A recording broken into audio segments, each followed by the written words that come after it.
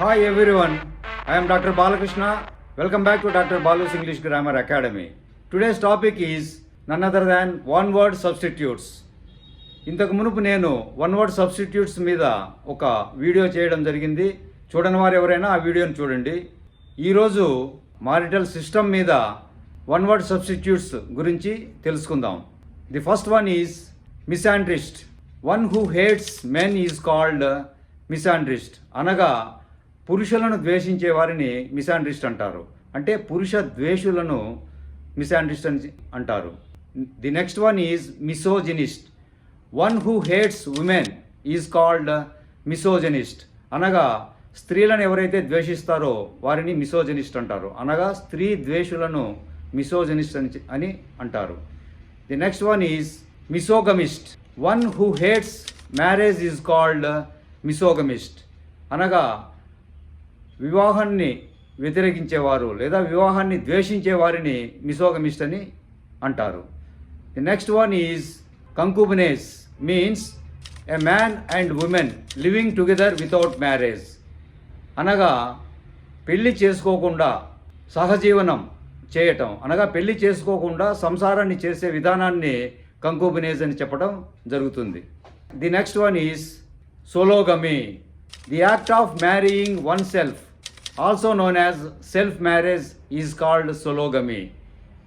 ఇతరులను పెళ్లి చేసుకుండా తనను తనే పెళ్లి చేసుకునే విధానాన్ని సోలోగమీ అని అంటారు.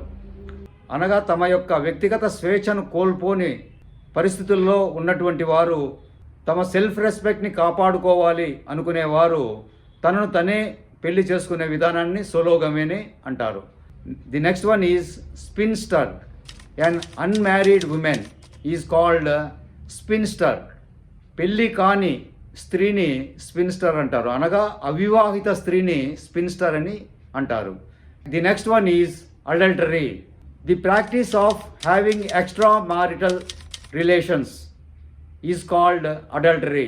అనగా వివాహేతర సంబంధాలను గురించి తెలియజేసేదాన్ని అడల్టరీ అని అంటారు. The next one monogamy. To have one wife is called monogamy. ఒక భార్య ఉన్నట్లయితే దానిని మొనోగమీ అని అంటారు. దీనినే మనం తెలుగులో ఏకపత్నిత్వము అని చెప్పడం జరుగుతుంది. The next one is bigamy. To have two wives is called bigamy. ఇద్దరు భార్యలు ఉన్నటువంటి వారిని బైగమీ అంటారు. దీన్ని ద్విపత్నిత్వము అని అంటారు. The next one is polygamy.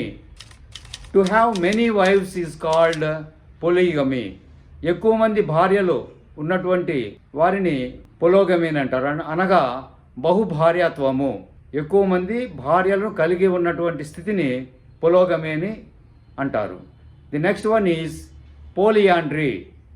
To have more than one husband is called పోలియాండ్రీ.